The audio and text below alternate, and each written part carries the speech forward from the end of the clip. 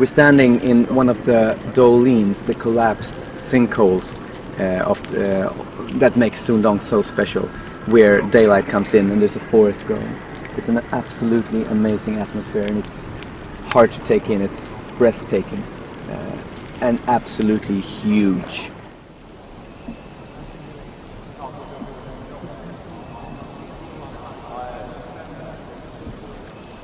Eric and Sebastian are trying to rig for lighting up this part of the cave so we don't just get a black hole. Katja is down there, and we're going to get 2 lights trying to illuminate what we can. Working with a cave this size is just insane. I mean, the lights we have are nothing compared to what we have to light up. But I think it's done out pretty well. Det är så skönt. För i vanliga fall har man dåligt kort, då kan det lysa där 5-6 sekunder.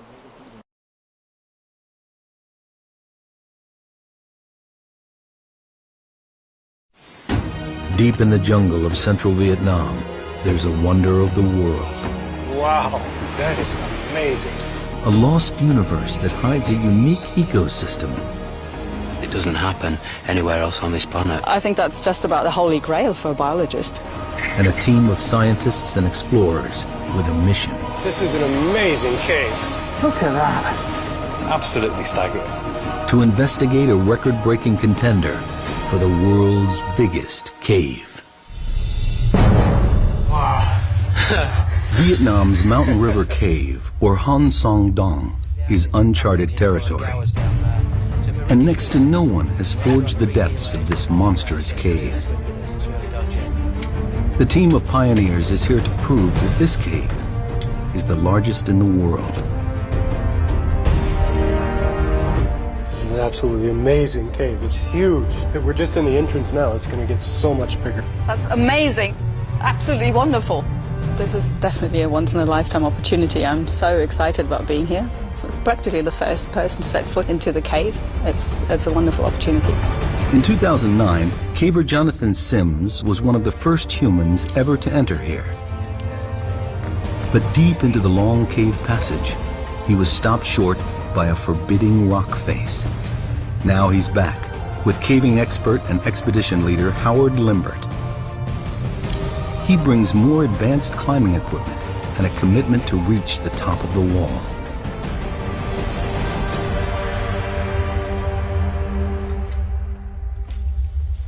The expedition begins with a dangerous 328-foot rappel into the first massive cavern. British caver Howard Limbert has led 12 expeditions to Vietnam's limestone caves. This year's expedition into Mountain River Cave is especially dangerous because it's so remote. Well, Anybody can fall, twist their ankle, break their ankle. That could happen. And if that happens, then we've got a rescue on our hands. Rope free, Annette! German zoologist Annette Becher is anxious to enter the unique underground world within. Scientific opportunity and a caving opportunity as well at the same time. It's fabulous. Daryl Granger is here to unravel the mysteries of Mountain River Cave. He's a world expert in cave geology. If this is the world's biggest cave, he wants to know how it grew to such record-breaking size. it's like no other cave I've ever been to. Southeast Asia is famous for its limestone geology, dating back 450 million years. Many large caves litter Vietnam, but here within Ca Bang National Park, Mountain River Cave is certainly the giant among caves.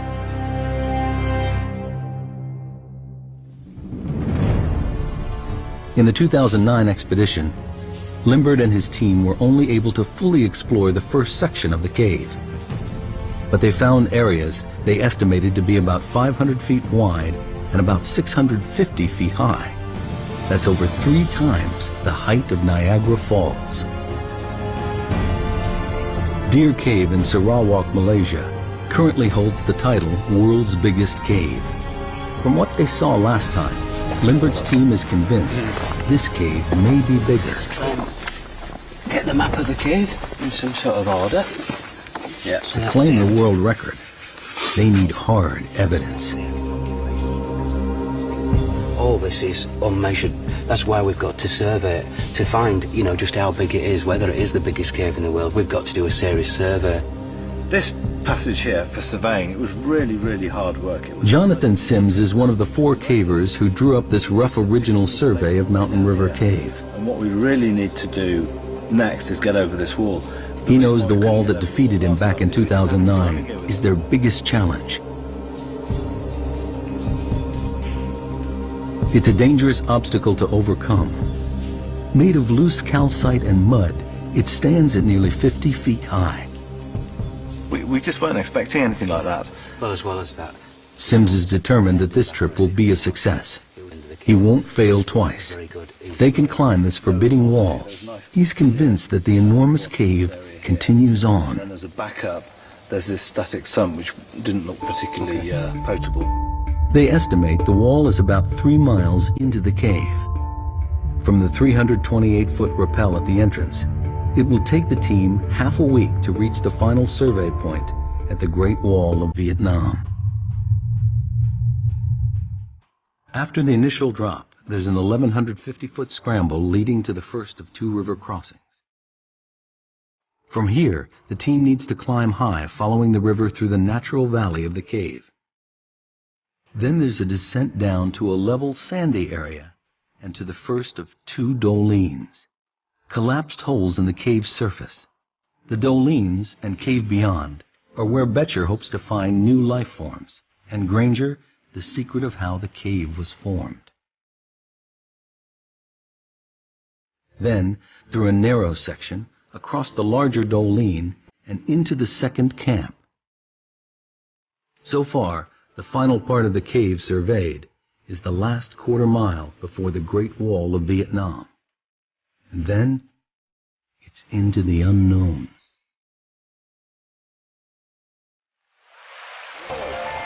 Limbert's caving team has been exploring Vietnam caves since 1990.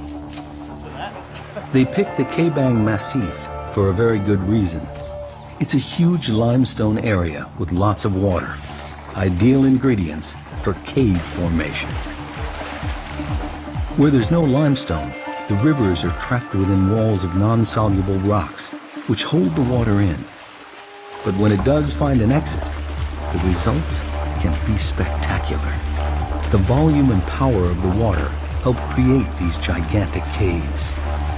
Add a monsoon climate with heavy downpours feeding the many rivers here, and the chances of water carving out a colossal cave are even greater.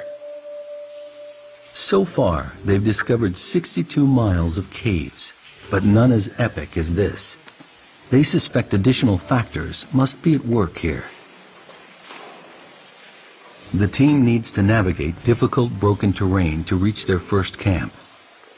They're nearly a third of a mile into the cave, with 65 feet to go before reaching a powerful river. This river runs like a main artery through the first part of the cave. At its lowest, 353 cubic feet of water pour by this point every second. It carved this enormous cave, and the team will have to navigate it twice. Limbert leads the way. Oh, some evidence of a bit of water comes through here at times. Bit slippy on these. Yeah. Oh, I can see the river. Whoa! Look at this. This is our river crossing. Oh, then we're underwater. Yeah. Determined to move forward, they must cross the deep, threatening underground river. It's the last bit that looks a bit quick. So if I go up there and belay you, and then you can walk across there, and probably it looks like you've got to climb up in that crack there. A couple of bolts this side, a couple of bolts the other.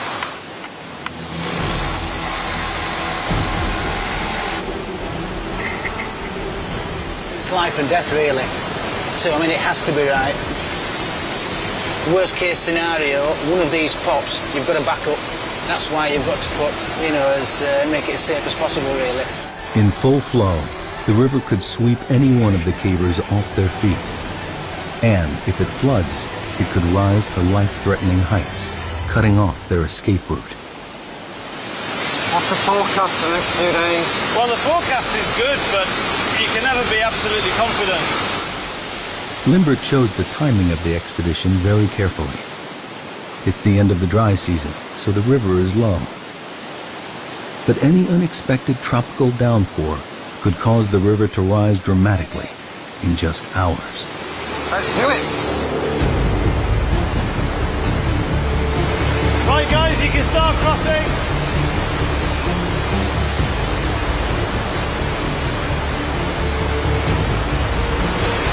Next one.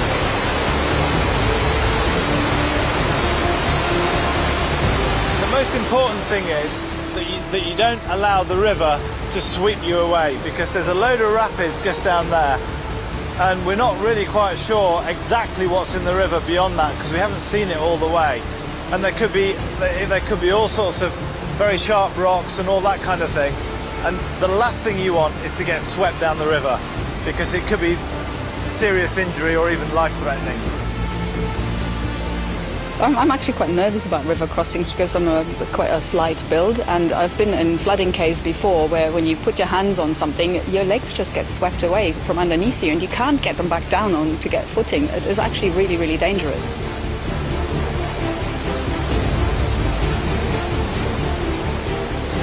I'll put a plaster block here. Hold on.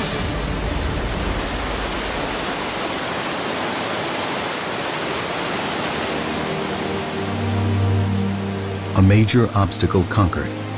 Darrell Granger can now start to really look around. You can see big formations, big stalagmites over there. Check that one out.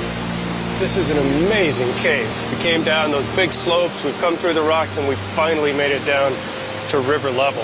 So now we can set up camp here. We can start thinking about what we want to do next in this cave. The Titanic Cave is theirs to explore. What is it that makes a cave so big? There's a lot of stories that we can learn from this cave. To claim the world record, Mountain River Cave needs to be consistently higher, wider, and longer than the current title holder, Deer Cave in Sarawak, Malaysia. When you're talking about largest caves in the world, there's no doubt there's some very, very long caves. And if you went on pure volume, many, many caves are bigger than this cave on pure volume. It's pure dimensions of a whole single passage like this that continues for 5 kilometers is pretty unique in the world. Mountain River Cave runs in an unusually straight line from north to south without any deviation. So let's get underway. Let's get started. Okay? Okay. Granger believes the water in the oldest section of the cave could offer an explanation as to why this cave is so enormous. Highly erosive, extremely acidic water rushing over pure limestone may be the answer. To confirm his theory, Granger needs to draw a sample. Okay, so right now I'm taking a pH measurement. I have a pH probe here. We have to leave it in the water for a little while to equilibrate. That'll tell us the pH of this water. pH levels range from 0 to 14. The lower the pH number, the stronger the acid. To be out of the ordinary, Granger is looking for a reading lower than 7, which is neutral. On the surface, tropical rainstorms flood the vegetation and seep down through the soil. Along the way, the water picks up carbon dioxide, which makes it acidic. High levels of acidity would make the water flowing into Mountain River Cave more effective at seeping its way through the rock. All right, so my pH should be finished now, and we have about pH 7.5. So that's pretty typical, maybe a little bit on the low side. The results of the test surprise Granger. The water here is not overly acidic. This can't be the explanation for the cave's epic size. There's something strange going on here, and finding the answer to this huge puzzle is his primary focus. Granger needs to dig deeper. The explanation could lie in the river's efficiency at eroding the limestone. To test this theory, He measures how much dissolved calcium carbonate there is in the water. This will tell him how much rock erodes daily. I'm going to add some acid in here until the liquid turns yellow. And then the way this kit works, I can just read off from the syringe how much calcite is in this water. One more drop. So now it's yellow. Okay, we only have about 62 milligrams per liter. This means that every 1,000 gallons of water that passes by here carries 8 ounces of dissolved rock, about the size of a baseball each second. It sounds like a staggering amount, but for a cave of this size, it amounts to nothing. Like the pH level, the calcium carbonate result is ordinary and unexceptional. It's exactly the result a geologist might expect to find in any limestone cave river. These results don't help Granger understand why this cave is such a monster. The answers must lie deeper within the cave. Howard Limbert's team is a third of a mile into Mountain River Cave. They have food for 6 days, enough to get to the Great Wall of Vietnam and back. The team sets up camp. Rehydrating and replacing lost calories has to be carefully managed. Geomorphologist Dr. Hugh Nguyen and biologist Dr. Tai Nguyen of Hanoi University also join Limbert on the expedition. Hopefully the other porters will take all the other bags to our underground camp. This is a great trip. It's an amazing group. And everybody has pulled more than their weight. Annette Betcher goes deeper and further into the cave, looking for life. And like Granger, she's getting frustrated in her search. She is here to find undiscovered species, but so far only sees a barren landscape. It's a bit of a shame. I had great expectations, but with the wet flooding, I had to rethink basically my approach. The team is exhausted and settles down for their first night inside the cave. The next morning, they continue over half a mile further.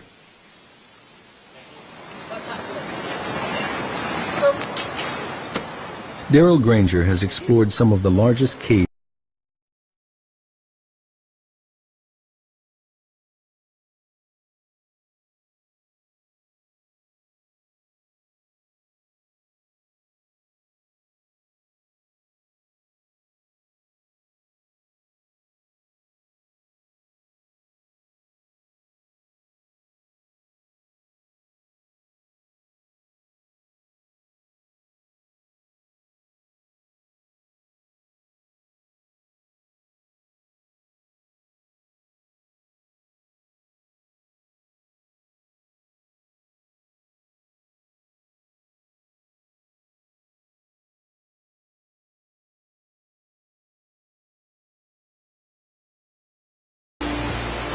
This is the world's biggest cave. The rest of this stuff is just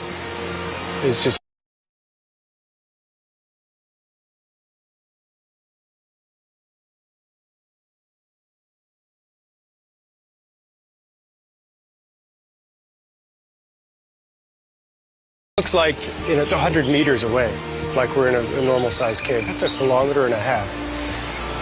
kilometers. It's hard to even imagine how big that path.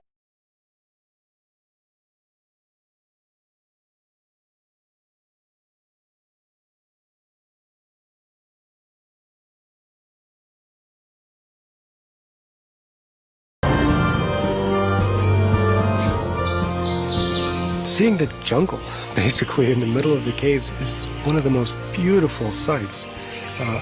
It's just absolutely incredible. It's got to be one of the wonders of the world. It doesn't happen anywhere else on this planet. I think that's just about the holy grail for a biologist. For Granger, the Doling is an unexpected window into the structure of the limestone here. It's also a view of Mountain River Cave's Achilles heel. This is a good example of a special type of doline. This is a collapsed doline. So that happens when you have a cave passage and then the surface collapses into that cave. And it happened here because we have really thin beds. You can sort of see them on the back side of the wall, and they're just not strong enough to hold up this cave roof. At some point in the cave's past, the river ate away at the cave roof where the limestone beds are thinner. The river damaged the ceiling rock so much that eventually the roof collapsed. This collapse is known as cantilever failure. You can think about, theoretically at least, having a piece of rock sticking out like a diving board. You can only stick it out so far before it breaks off under its own weight. And that's exactly what happens. As you make the cave bigger and bigger, you're forcing basically a diving board of rock, a slab of rock to stick out and support its own weight. The limestone beds in this part of Vietnam are especially thick, with very few cracks or weak points. The river tunnels through this landscape, challenging the strength of pure limestone. And the dolines brutally reveal the few places where the rock beds are thinner, weaker, but still divine. Here, open to the sun and the rain, life thrives.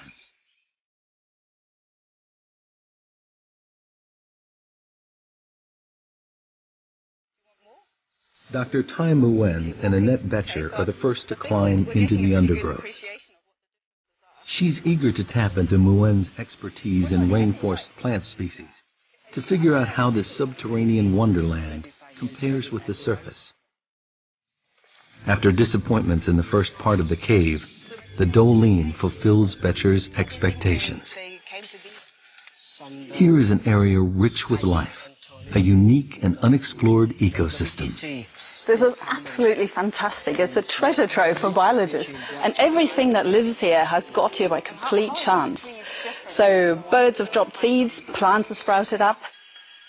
This species outside is evergreen. Okay. Just, Right. but here it's fall down the leaf in the winter, I think so. Okay, so you think it's evergreen outside, but it's deciduous in here. And so the young leaves, are those the red leaves? Are those young leaves? Okay, right. Betcher had hoped to find new species of plants, evolved to flourish in this strange underground world. But Nguyen doesn't see examples of unique evolution. Instead, he thinks the plants in the doline are showing extreme adaptation.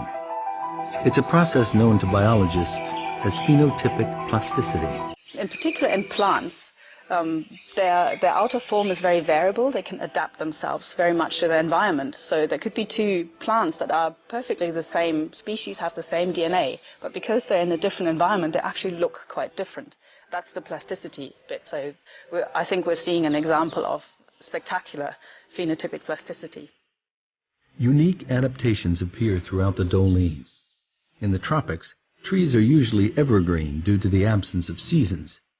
But down here, they're deciduous, with sparse foliage and narrow trunks.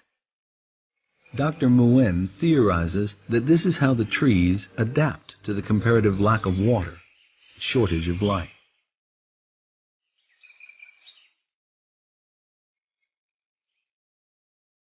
These steep doline walls enclose this mini jungle and act as a natural barrier to the outside world, trapping pockets of life deep within the cave.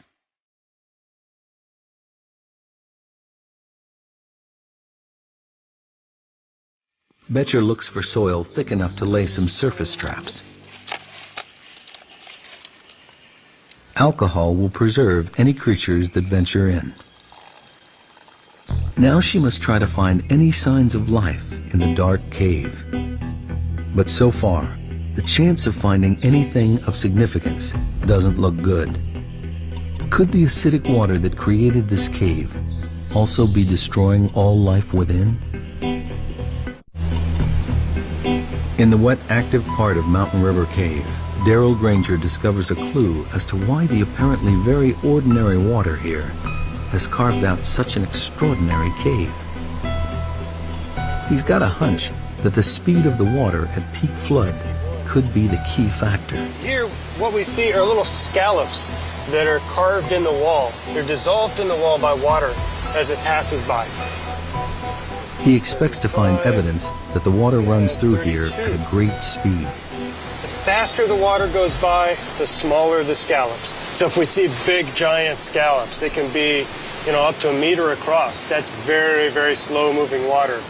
Here, they're about the size, they're about an inch across, a couple of centimeters across. From the size of the scallops, Granger can also figure out what's known as the Reynolds number, a crucial measurement that tells him how turbulent the water is. Like the acidity test earlier, the findings here are very average and offer no clues as to why this cave grew so big. He calculates that the water here travels at only 3 miles per hour, a totally ordinary velocity for any river. Although Granger's drawn a blank on his quest, he might still be able to help Betcher on hers. He considers the chronology of the cave's life. I think what happened is the first Doling collapsed, and it's acting like a big dam right in the cave. Right. We pass that Doling, and suddenly everything dries out. We don't see the same. Becomes more normal. Becomes more of a normal, less active cave. And that's where the wildlife comes in, because Right. if it doesn't get flooded out every 10 years or so, it has time to evolve. For Granger, the formula for how Mountain River Cave grew so big remains a mystery. This area has the right ingredients for a big cave. Unusually large beds of pure limestone and heavy monsoon rains feeding a deep river. But the water's speed and turbulence doesn't reveal anything, and Granger is almost at a loss.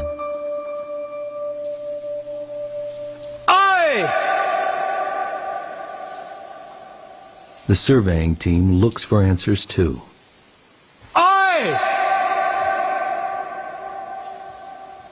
That's probably a 500-meter echo.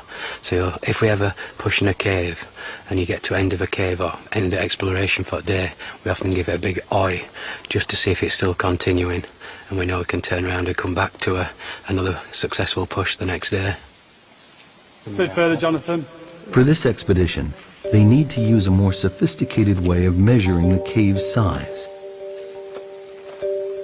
Cave surveying used to be a primitive process, where everything was done by hand. Now, digital laser readings cut out the tedious legwork and provide precise measurements. They must survey every part of the cave precisely, and every measurement must be exact to the nearest inch. When it comes to claiming the title World's Biggest Cave, it's length, width, and height that count for Howard Limbert and his team. The laser sends a beam across to a designated point called a survey station, which Sims marks with a small light disc. They measure distance, height, and angle. It's painstaking work. 29.9 minus 3, 0.99. Left's 8. The laser beam picks out the highest point in this section of the cave. It measures 328 feet high. The Statue of Liberty could fit in here quite comfortably, with room to grow. The widest section surveyed so far is 338 feet across. This passage continues for another half mile. Enough room for a small plane to fly through, or even a whole display team. Very good. So if we go back to the original station, and then we'll get some legs straight down there. Okay. Can you shine your target? Shine on your Limbert believes this cave is consistently longer and wider than Deer Cave, but he needs to find the highest area. Just up a bit, Jonathan. Light on. They're now over 2.5 miles in, and Deer Cave still holds the title of the world's biggest cave. Hope lies beyond the wall, but they have just 3 days left to survey, and there's a problem mounting. While the Dolines bring in light, they also allow weather from above to seep down into the cave. Jonathan? Come a bit closer. Please, we've got a problem with the clouds now. It's extremely accurate if there's no cloud in the way, which there is in this case across the far side. So this is one thing that does make it difficult. One of the peculiar hazards of surveying in a cave this size. The poor visibility means the team must stop the survey. It's a paralyzing setback. They're running out of time to get to the end of the cave. Time is running out to survey Mountain River Cave. Howard Limbrick makes a tough decision. He sends his two best climbers, Sweeney and Clark, ahead to set the rigging on the treacherous Great Wall of Vietnam, so the rest of the expedition can follow tomorrow.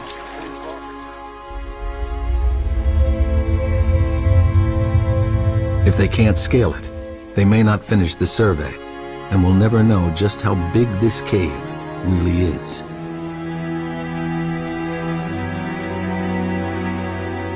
In 2009, the explorers estimated the forbidding wall to be nearly 50 feet tall. Now, Clark and Sweeney think it's much bigger, estimating 200 feet, nearly the height of a 20-story building. They have the gear for the challenge, but the wall is going to be a longer, more dangerous climb than they expected. Geologists call this a flowstone, rock made weak and fragile by water dripping from the ceiling. The first 15 foot is this, which looks very good, but if that's what it is. This wall could be the mission's downfall. That's just mud and gravel, is that? Ouch. It soon becomes clear this cave is not going to give up its secrets without a fight.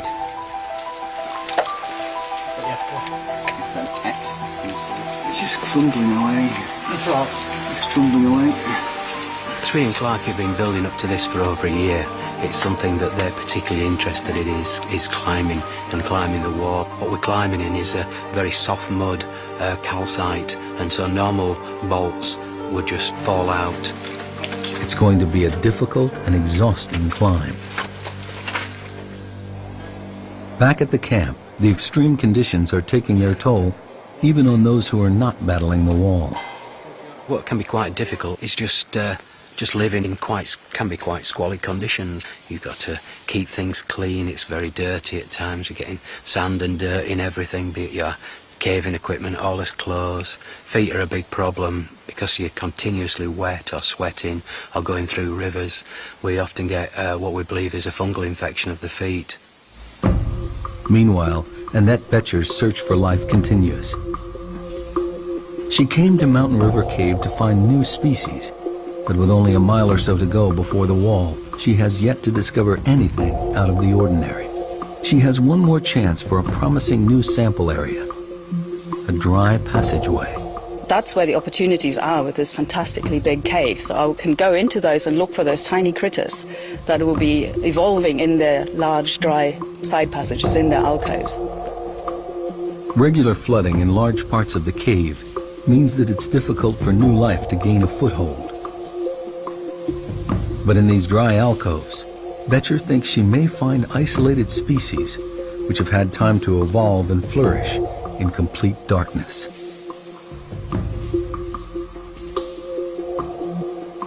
The smaller and more primitive the species, the better equipped it is to evolve quickly. Evolution takes a long time. If you have something like 2 or 3 generations a year, you can evolve at much greater speed. And mammals don't tend to have those generation times, so a white blind bat in the cave is unlikely. Because of the cave's sheer size, species can easily get cut off from each other. In isolation, Betcher believes it's possible for weird and wonderful offshoots to evolve. Oh my word, look at these. Zoologist Annette Betcher finally strikes gold in Mountain River Cave. This is the first white woodlouse that I've seen ever in the cave. On the surface they would be dark colored, probably dark grey, slate grey or black. This is not something I expected to find here, so I'm very pleased. Come on. I'm almost 100% certain that this is a new species. And the reason being is that to have a new species you need isolation, geographical isolation, but this is a pretty isolated place. They look different. There's nothing nearby that I've seen that's got no pigmentation.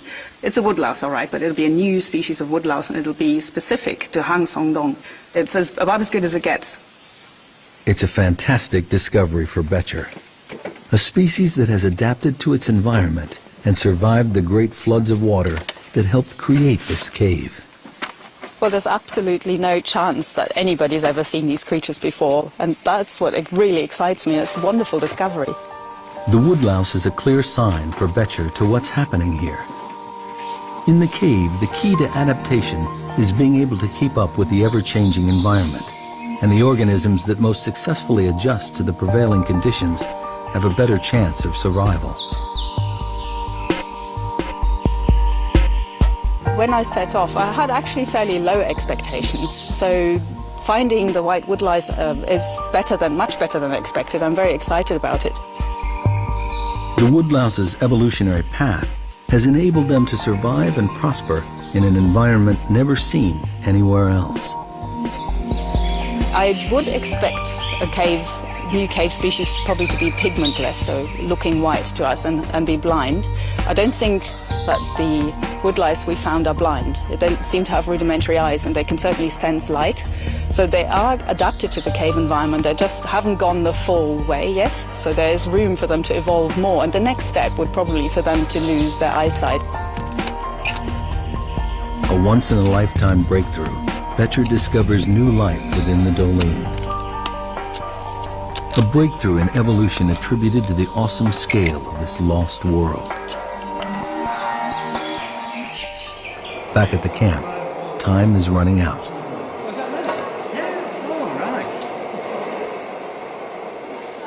Climbers Sweeney and Clark continue in their battle to secure rigging on the wall and ready it for the rest of the team.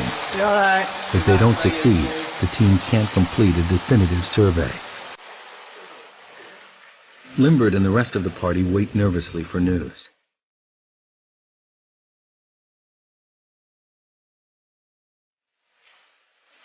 As time runs short, Darrell Granger is convinced he's near to cracking the geological puzzle of why this cave is so large.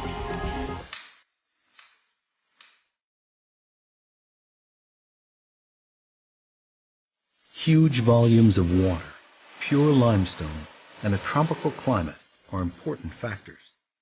But it's not enough to explain why this cave is so big.